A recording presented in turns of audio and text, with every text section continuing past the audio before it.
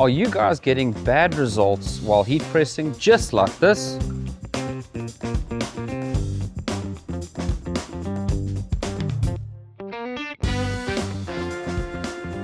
There are two reasons why this could happen.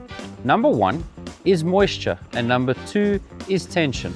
So first thing is our material, when it comes out of the factory and it's being transported to wherever, whether it be a holding facility or your warehouse because you bought it, this material collects moisture. Now, that being said, if there's too much moisture, what happens? Well, as you know, if you go and iron something that's wet, it's going to shrink and give off a lot of steam. Now, while that's happening, it gives off its steam into the paper, and that means that the moisture from the ink needs to come downwards. Now it's fighting with the moisture on the material.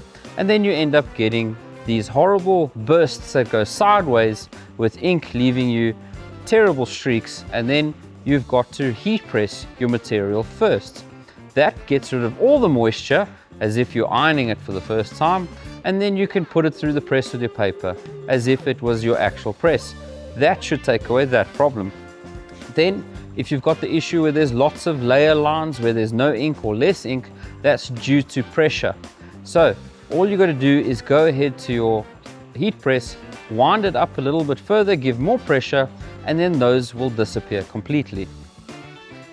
So those are two very simple, easy tricks that you can try to get better heat pressing.